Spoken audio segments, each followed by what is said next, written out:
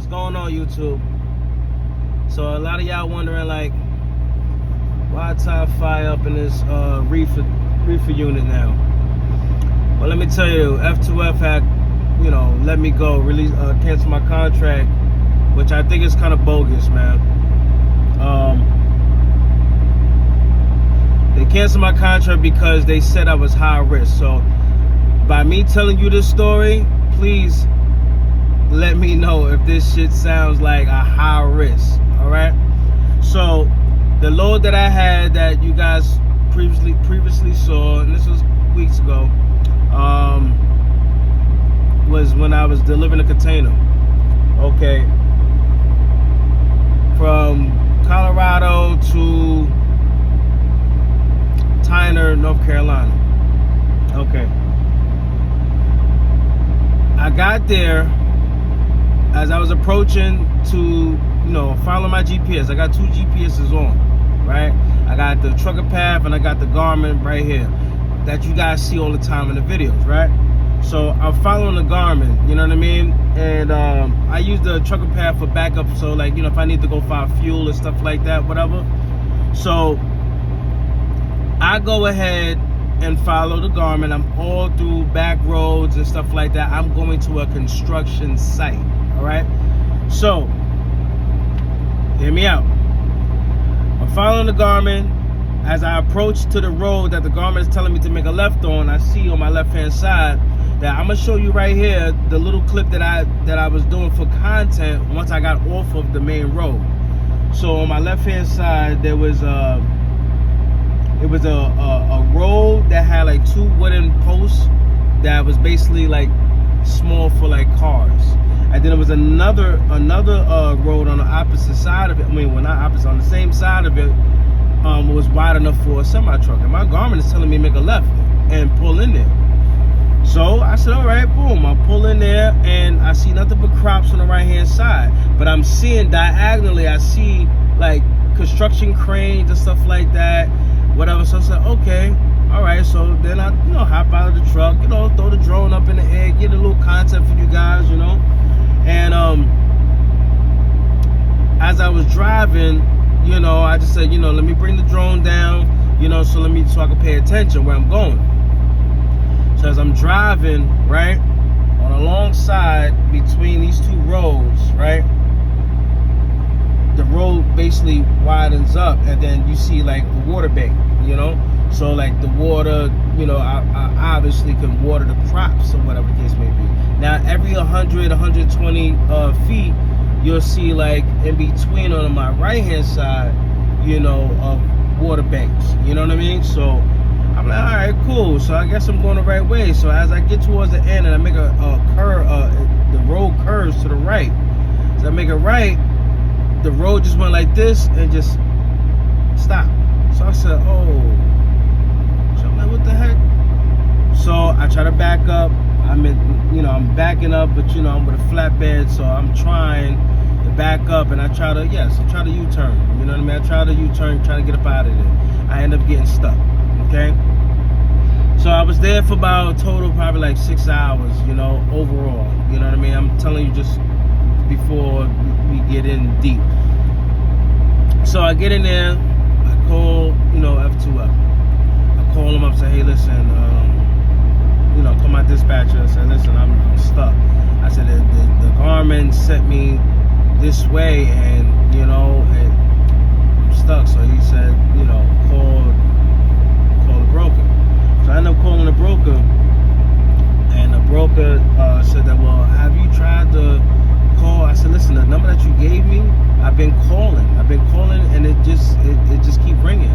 So he looks again. I reiterated him the number that he gave me, that he texted me, and he said, oh, I gave you the wrong number. So I said, all right, cool. He gave me the right number. I ended up calling him, and I said, listen, I'm here. I'm 5 minutes away from you, but I'm assuming I'm on the opposite side of you. I said, but this road led me here to crops. Are you here on crops? He said, he really didn't know what to say. So I said, do you have crops near you? So he said, yeah, there's crops, but where you at? I said, man, I wish I could tell you. I'm not from around here. said, well, keep me posted, let me know, because I told him, I said, look, I'm stuck, you know, and I'm trying to get out. So he said, all right, just keep me posted. So as I sat there, you know, I ended up calling a tow truck. I had to pay a deposit of $200. Now, I ain't gonna lie to you, this right here I'm about to tell you, it sounds so scamish, but whatever. I ended up paying the $200 for a deposit for a tow truck. Now, the dispatch for the tow truck company, I called them, right, and I told them the exact type of truck I had, 53 foot, you know, 53 foot, and I told him I had a 53 foot flatbed, you know, everything. So he said, okay, I have a driver that's about 20, 30 minutes out. I said, okay, no problem. So I waited, and I see a car, just like, I'm deep in the field, you know, but I see a pickup truck sliding in. He parks at the very beginning of the entrance of where I came in. Stopped there, drove back out, and drove back. I already know that was a sign of him about to go tell somebody something, you know. So whatever. He goes ahead. I see two pickup trucks coming down the road that it came. They stopped, they stood there the whole time. They stood there for at least about 30 minutes, no cap. They didn't even come to me or nothing, whatever, you know what I mean? I stuck my hand out, rolled down my windows, you know, just to see, you know, I'm not gonna leave my truck, you know what I mean, unattended. So the guy, one guy, you know, he had his measuring roller, I guess, to see how far, deep, and everything, you know, measuring everything. So the guy's taking pictures, whatever case, mind you, it's two pickup trucks and there's three guys, right? So now this is the owner now. He didn't tell me he was the owner, but he was the owner. He came straight up to me and he said, "Can I see insurance?" Gave it to me, no high, nothing, whatever. I get it. You know, you might be mad, might be upset, but still, you know, not, you know, letting me know who you are. So I'm gonna tell you why, how I know. So he came, you know, I gave him exactly what he asked for, to give him no confrontation. So he walked away. So when he walked away, I see the tow truck coming. Tow truck come, boom, stop right there. Mind you, the tow truck had one axle. So the tow truck has been sitting there. This tow truck guy never came to me, never talked to me, nothing. They sat there for like another 20, 30 minutes, just standing over there, right? So I end up calling the dispatch. Say, hey, what's going on with this tow truck? Hey, man, he's not gonna be able to get you out, man, because you know, he got the, you know, that's not the right truck. So I said, well, the price ain't gonna change, is it? Because he gave me a price of $600 total, how much it's gonna cost, on top of the $200 deposit, right? So $800 total, right? So I go ahead and say, so what's gonna happen? He says they're gonna get a bigger truck, and he said, I have a guy that's like 5 minutes away, you know, it's gonna come by and just check you out, whatever the case may be, yeah, just to let you know, there might be more than $600. I said, are you serious? I said, come on, man, I told you what type of truck I got. He said, I'm sorry, man, I apologize, man. So I was waiting for the other guy to come, or whatever. You know, the other guy, the tow truck guy, he came in his personal vehicle, right? So now it's 3 pickup trucks there. Come in a black pickup truck. Now, the owner comes back, just him, comes back and said, listen, I don't know what your company is doing, or whatever the case may be. He asked me, you own operator? I said, yeah.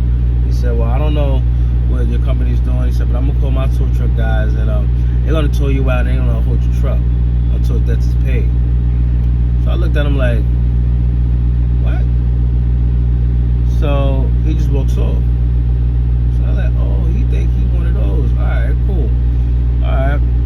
Being professional about things, whatever the case may be. I'm not getting crazy, whatever. I'm just like laughing at this point, because it's like, I just need to give myself a tow, and if anything, you know, we're gonna have to deal with the insurance, you know what I mean? So now the 3 guys and the tow truck guy that came in his personal vehicle, they right here like 30 feet from me, right, standing there talking, doing all this hand movement and stuff like that. And the tow truck guy come up to me, very polite in the beginning. He said, "Hey man, what's going on?" I said, "Hey, you know, it's wrong turn, man." I said, "Look, my GPS is telling me to go here." And he said, "Yeah, this happens all the time." He said, "This is not the first time this happened, and it won't be the last." He said, "This is why people don't like to grab loads and bring it this way." So I said, "Oh, well, that kind of makes sense." He said, "But we can get you out. That's not an issue, whatever the case may be." So I told him, I said, "Listen, he's talking about somebody towing my truck and holding my truck, you know." And so he said, "Oh, don't worry about him. I'll handle him." So I said, "Okay." I said, "Because you know that you can't do that." So he said, "Oh, don't worry about it." So okay, cool. To make this longer story shorter, his people's, the tow truck guy that came, his people's came with the tow truck, right? Mind you, these are all the same people that brought the last truck, right? So now there's a tow truck and I guess an emergency truck for the tow truck, I guess, you know, whatever. So now we got 3, 4, we got 5 guys out there. Five guys out there, and just little old me. So they get me out, right? And remember I was telling you, on one side of the bank there's just straight water, and then every 100, 120 feet, whatever, is water bank, right? So they only pulled me at least about, probably like, I'm not gonna lie to you, it had to be like 10 feet, and I did the rest. You know what I mean? Like, I'm alright, to be exact, probably like 15. And then I backed up and I turned around, and then I'm right behind the tow truck. The tow truck is literally parked in front of both banks.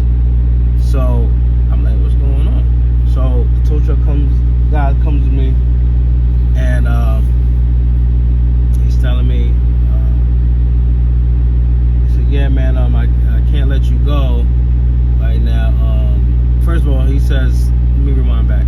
He comes to me, he asks me, I asked him, I said, "So what's the damage I owe you?" So he said, he said $3,000. I said, $3,000?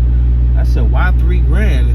He said, that's how much I would need, you know. I said, "Wait, hold on. Mind you, I am on the phone with F2F, with the dispatcher, and the dispatcher says, let me speak to him." So she's speaking to him, okay, and they talking for a bit, and he's explaining why it's $3,000, $1,500 for the farmer and $1,500 for the tow. I think the tow was just outrageous, one, and $1,500, I mean, we're gonna have to deal with some insurance claims. So he gave me back the phone, and he tells the tow truck guy, tells me, he said, "Yeah, they said they're gonna call back," or whatever the case may be. And I'm like, okay. So I'm on the phone with dispatch, and she tells me, she said, "Yeah, we just gonna pay the tow, and he's gonna have to go through insurance claim." So she tells me, I'm gonna transfer you the claims, to speak the claims. So I spoke to a woman named Gabby, right? So I'm telling her, you know, what happened and everything like that, and she's telling me, you know, give her pictures or whatever I have and things like that. So the clip that I'm gonna show y'all is with a clip that I gave her. Let her know, she said, "I don't need to see the entrance and everything." So when you guys see it, it literally looks like, you know, what a semi truck can get into, right? So y'all see me going down. So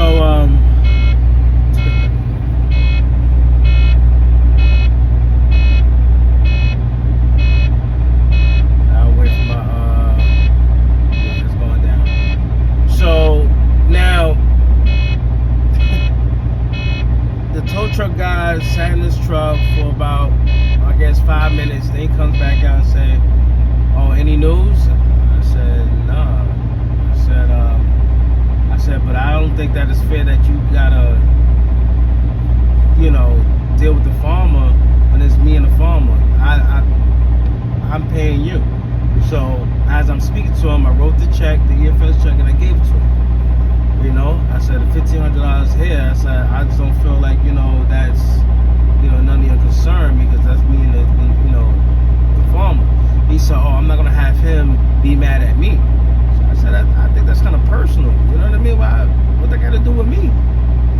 So he said, oh yeah, no, he's not gonna let you leave. I said, well then now at this point you holding me against my will. I said, you can't do that.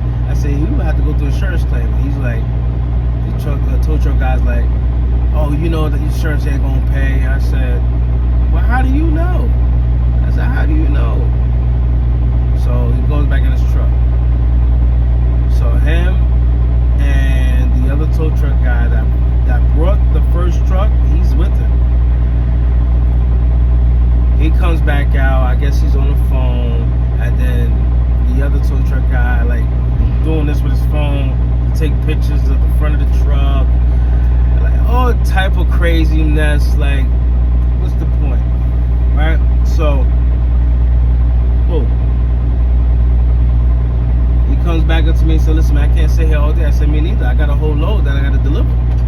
So he goes, he said, oh, look, man, the owner's going to come back, and you're going to have to deal with the owner. I said, I got to go.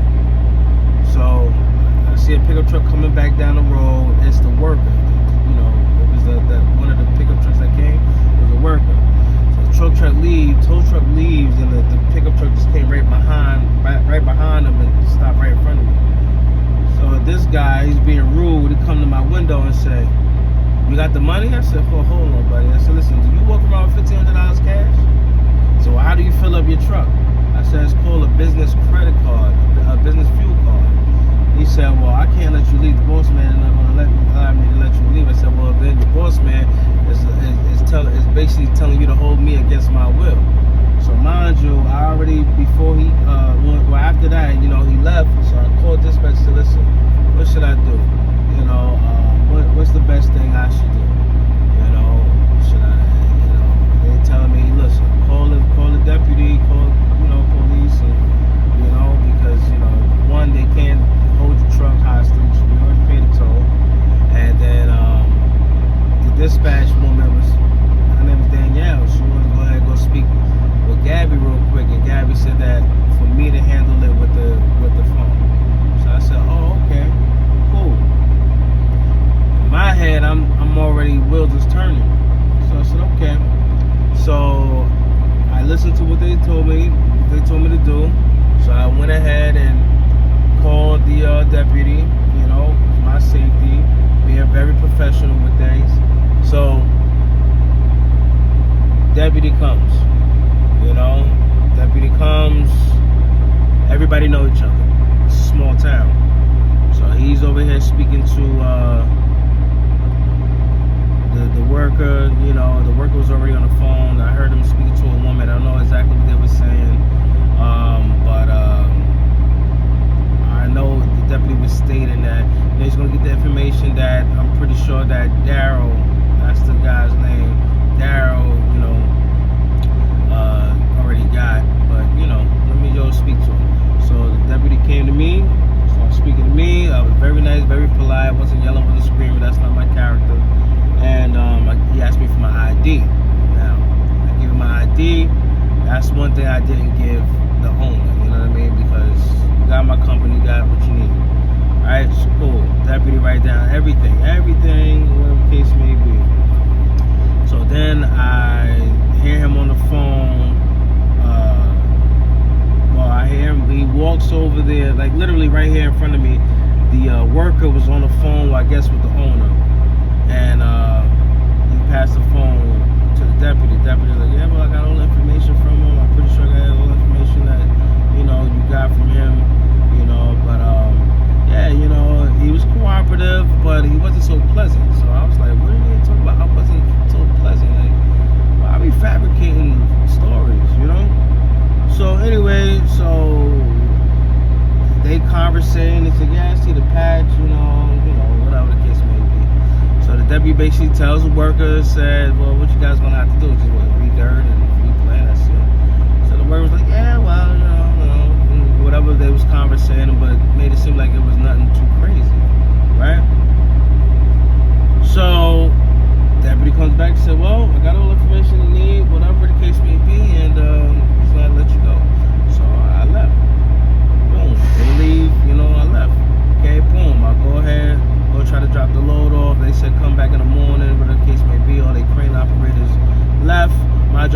to a construction site. It's dirt road and everything because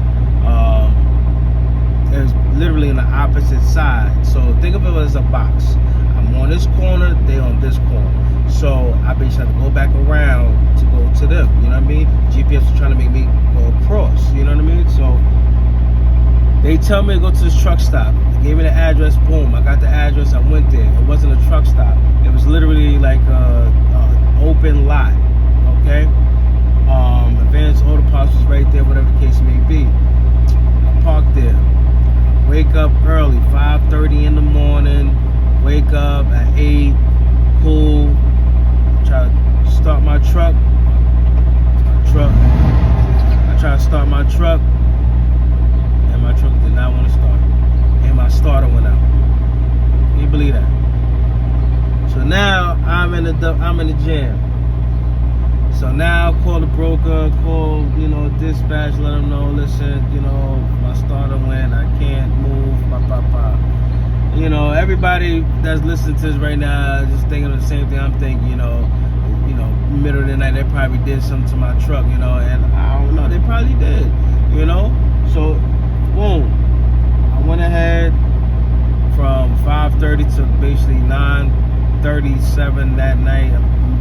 Between me YouTubing and me going to Advanced Auto Parts, spending like almost $200 on tools just to get this started out, 3 bolts and 4 positive negatives, and then the top part of the solenoid, I got that off and I got her out. It took me all day. So the final, mind you, the broker was very understanding. He said he was a truck driver. He understands. Here's his personal number. Keep him posted. He said, don't worry about it. He said, look, get your truck right, get it going. He said, because I know what that feeling is like. I've been there before, and I felt like he was very well, very well professional about it, and took it very well, and made me feel comfortable about it, And he said, we were just talking back and forth. He keeping me calm and letting me know what type of stories he had, dealing with stuff like this. So after that, the next morning, I'm walking. I'm trying to find an Uber. It's a small town, small town. So I tried to go ahead and walk to this place. It was going to be a 32-minute walk. I went ahead and, mind you, throughout all of this, my boys on the phone that I speak to daily, was telling me, to get the parts and stuff like that, what to get and stuff like that. And, I'm a big dude, and my truck not being running, I can't turn the tire, nothing. So it was a lot. I had to take both steps off, get underneath. So anyway, I went ahead and started walking, and I saw an Apple order. I'm like, damn, that store didn't pop up when I was Googling it. So I went in there and said, hey, how you doing? You guys got it, this part, this starter. I had my duffel bag. I had the starter in the duffel bag, and I'm, walking. I'm going to troop it. So I get there, the lady's looking at it and stuff like that, and there's 2 older guys over there. They're looking at the part and say, yeah, we got it. So mind you, when I called the place that I'm going to, they told me that it was going to cost, look at like $600. So I'm like, all right, whatever. So when I went here, they told me it's going to be $510 and change. I said, okay, that's not too bad. So I said, you guys take Apple Pay? They said, no. I said, damn. So they said, you can have somebody, Cash App you, if you got your Cash App card, whatever. I'm like, yeah, bro, I don't have it. So the lady was trying to help me. I said, listen, you have, I said, look, it's a credit card on my phone. Like I can't just, I don't carry it with me. So she said, if you have somebody Cash App you and Cash App me, I can pay for it for you. So I said, I appreciate it, and I was loved. She was trying to help me out. So the older gentleman came out and told us, said, listen, ask other place if they take Apple Pay. They said yes. So he comes out and said, listen, I'll take you over there and I'll drive you back to your truck. I said, for real, you do that? He said, yeah, I'll do that for you. I said, I appreciate it. He's asked me, are you oiled up? I said, no, I changed my clothes. So he took me there, boom, I get there, and God was with me because it went from a $600 part to a $350 part that I definitely saw online. That's how much it was costing. So I went ahead, paid that. I offered the gentleman that drove me there, listen, you want gas money, you want lunch? He said, no. The only thing that he wanted was for me to drive past the Napa, honk my horn, and let me know I'm alright. And I said, man, if I ever come back to this town, man, like I gotta, look out. He did it for out of the kindness of his heart, and I really appreciate that. So now,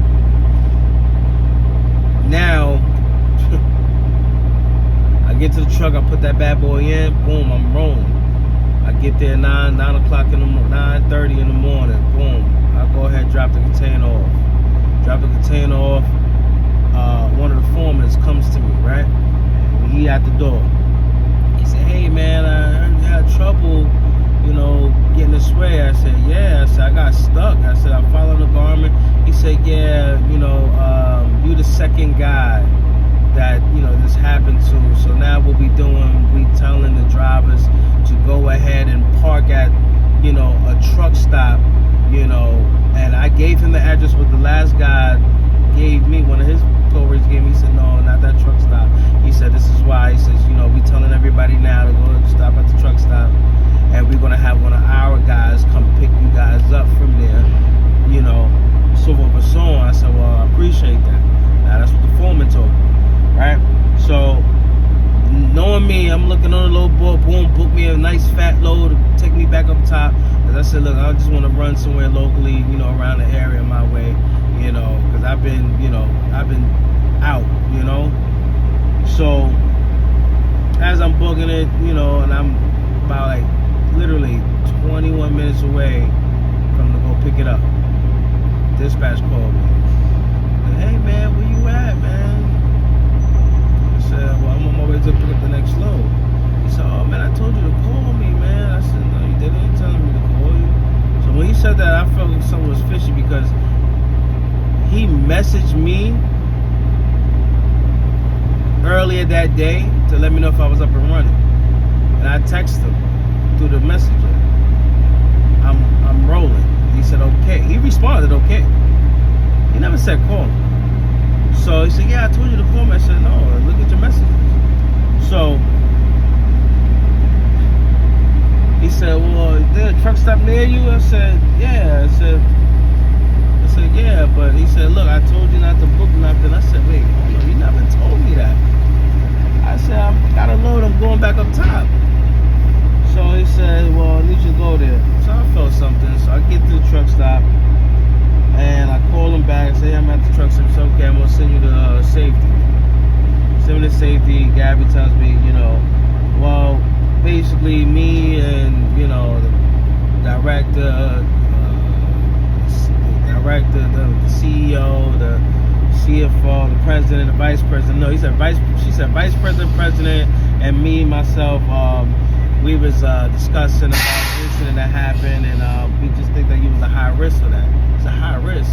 She said, yeah, you should have known from the video that you sent us, you should have known that I wasn't a road. I said, well, how do you know what a construction road look like? How do you know what a construction road look like? That don't make no sense.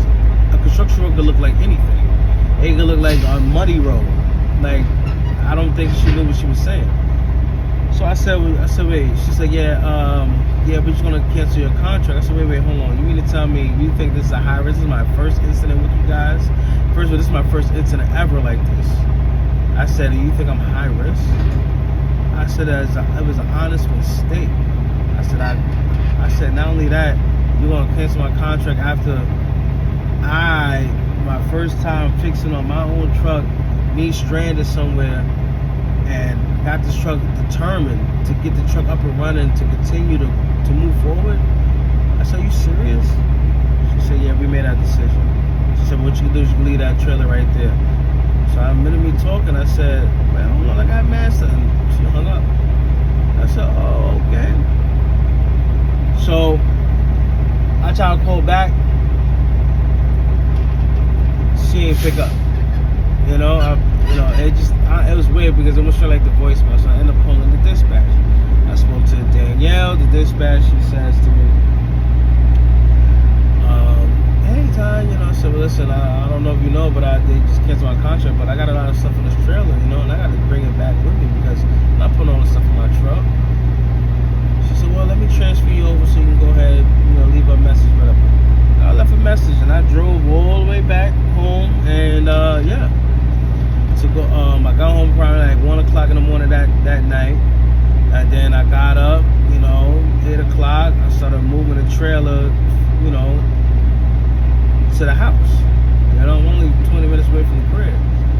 started, driving, and then Danielle called me and said, hey, you see that there was a location on the trailer, that it was at one location that was being moved. So in my head, I'm like, so how did y'all sit here and the other dispatcher trying to ask me where I was at? Y'all know the whole time where I'm at. The whole time y'all know where I'm at. You know what I mean? So for him to ask me where you at, man, like I can't find you, man. Like, whatever. Just know that all companies got GPS on their trailers, regardless. So anyway, I told her, I said, she tells me, she said, well, since your contract been canceled, you're not authorized to move that trailer. I said, well, listen, I'm authorized to get my stuff, my belongings out of the trailer. She said, well, okay, well, where you going to put the trailer? I said, I'm going to put it right back where you found it. Right where in your GPS. So, okay, I'm going to make a note of that. I said, okay, no problem. So I took everything out, and I dropped the trailer, called back, I let her know, listen, the trailer is right back in the same spot. I said, but my truck is right in front of me because I don't want no funny business. Right? So she said, okay, I make a note of that, because usually what a lot of companies do, they'll mess around. Like, I learned this from the last company, try to sit here and lie on me and say that I abandoned the truck and trailer.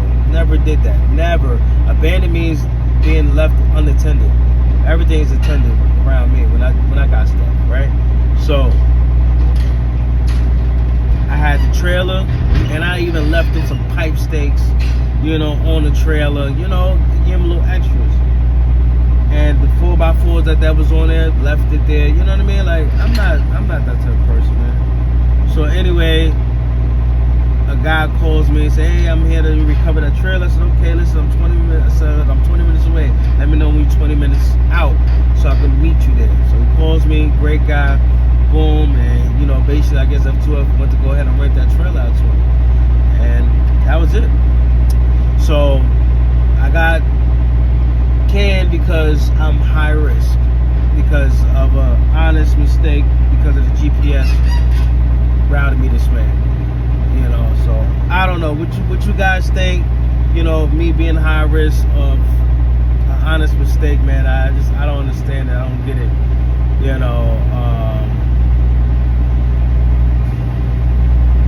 Things happen, man. Especially being an owner operator, learning and stuff like that. I just guess, I don't know. Like I even helped them out by me putting on a direct shipper, onto the team or whatever the case may be, and showing my gratitude and showing how I roll, man. And I just think that was kind of messed up about how they did me, but it is what it is, man. So now I'm with another company right now. So far so good. I just said to myself, let me just fall back from flatbed right now.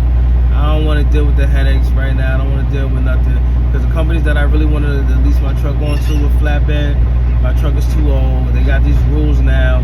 Not only that, the other companies that I was reading up on, they're not so good. I wish that P&S Blair, would have, allowed me to lease my truck on, because I definitely would have been doing good there. You know what I mean? But it is what it is. And I'm gonna just continue on with my dream, man. Like, sometimes, you gotta go through a lot, in order for you to get what you want, and that's where I'm at with it, man. And I'm not gonna stop, So right now, this company so far, no force dispatch. They dispatch my load for me, and it's all up from here, man. So other than that, that's why your boy got a reefer right now, and I'm just chilling, man. I'm taking it slow, taking it easy.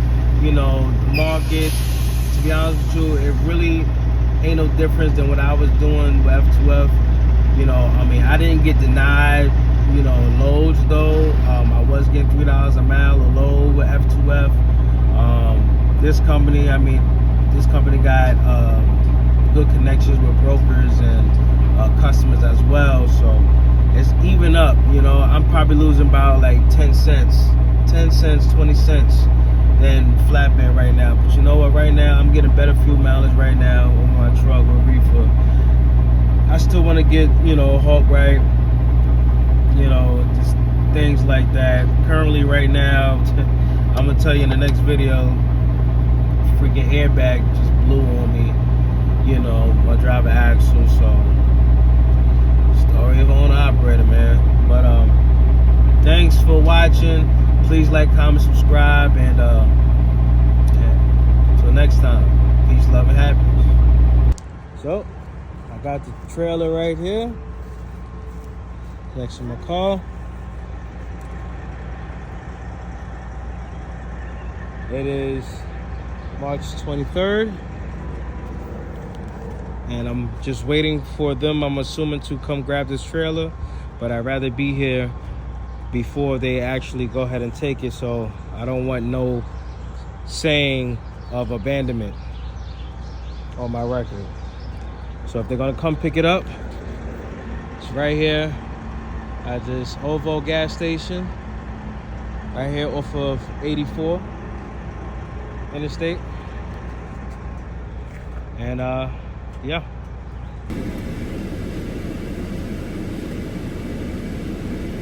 There she go.